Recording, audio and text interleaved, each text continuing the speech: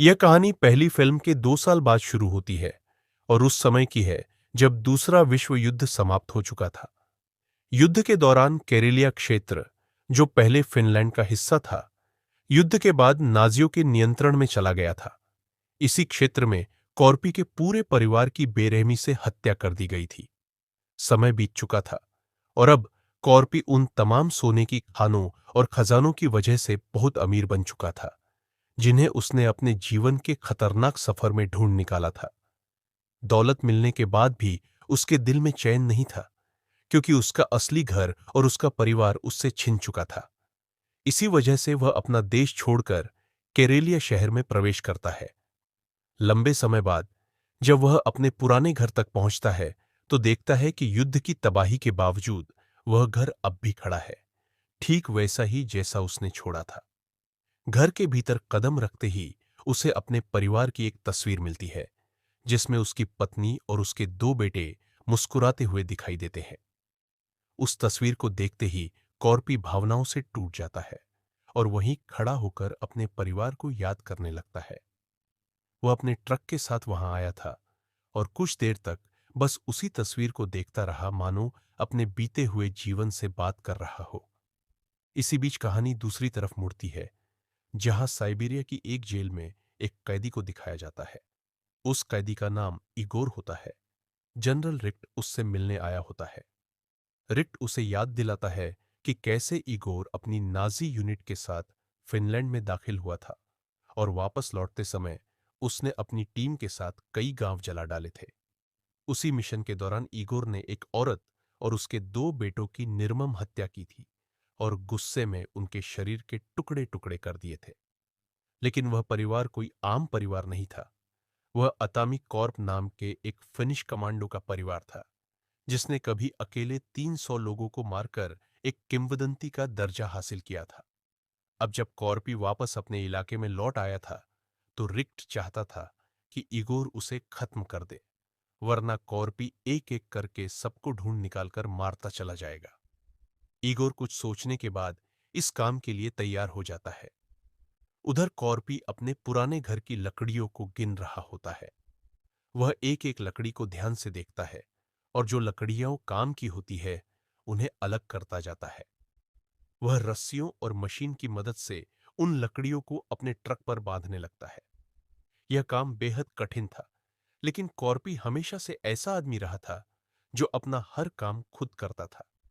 जब सारी अच्छी लकड़ियां ट्रक पर लद जाती है, तो वह बची हुई बेकार लकड़ियों को जला देता है।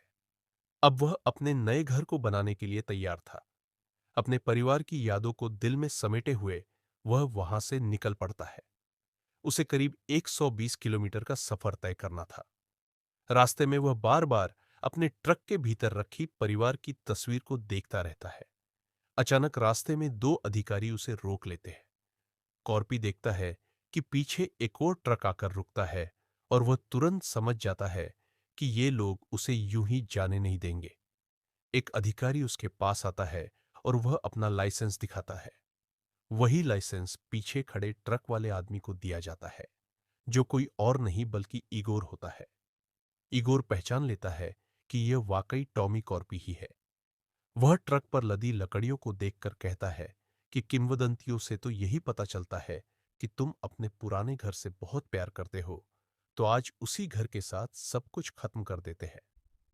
तभी अधिकारी कॉर्पी की तरफ बढ़ने लगते हैं। एक अधिकारी शराब से भरी बोतल पर आग लगाने की तैयारी करता है ताकि विस्फोट किया जा सके, जबकि दूसरा पीछे से बंदूक लेकर उसे मारने आता है। जैसे ही वे पास आते हैं, कॉर्पी अचानक दरवाजा खोलता है और एक अधिकारी को वहीं गोली मार देता है। फिर वह ट्रक को रिवर्स करता है और पीछे खड़े दूसरे अधिकारी को कुचल देता है। इसके बाद वह तेजी से ट्रक भगाकर भागने लगता है। भागते हुए भी एक अधिकारी किसी तरह उसके ट्रक में चढ़ जाता है। कॉर्पी उससे भिड़ता है और उसे बेहोश कर देता है। इगोर उसके पीछे अपना बड़ा ट्रक भेज देता है। कॉर्पी को पता चलता है कि बेहोश पड़ा सैनिक बंदूक तो रखता है, लेकिन उसमें गोलियां नहीं है। जब वह होश में आता है, तो कॉर्पी उससे गोलियां भरवाता है और फिर बंदूक अपने हाथ में ले लेता है। पीछा तेज हो जाता है।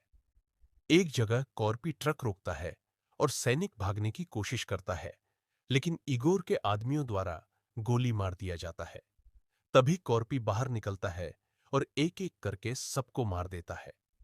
इगोर की गाड़ी पर निशाना साधते हुए वह उसके टायर पंचर कर देता है और उसकी जान छोड़ देता है, क्योंकि उसे अब तक नहीं पता होता कि उसके परिवार का कातिल वही है। गुस्से में पागल इगोर रेडियो पर अपनी खास बाइक फोर्स को बुलाता है और कॉर्पी का पीछा शुरू हो जाता है। बाइकर्स पास आते हैं। कॉर्पी गोली चलाता है, लेकिन उनके धातु के हेलमेट उन्हें बचा लेते हैं। गोलियां कॉर्पी को भी लगती है। उसका ट्रक झाड़ियों में चला जाता है, लेकिन घायल होने के बावजूद वह फिर से सड़क पर लौट आता है। बाइकर्स लगातार हमला करते रहते हैं। एक बाइक सवार ट्रक की छत पर चढ़ जाता है। कॉर्पी उसे गिरा देता है, लेकिन वह रस्सी पकड़कर फिर हमला करता है। कॉर्पी उसे घुमाकर नीचे फेंक देता है और इगोर की गाड़ी उसे कुचल देती है। एक के बाद एक सारे बाइकर्स मारे जाते हैं। गुस्से में इगोर विस्फोट करवाता है और लकड़ियों में आग लग जाती है। जवाब में कॉर्पी एक लाश पर डायनामाइट बांधकर इगोर की गाड़ी पर फेंक देता है।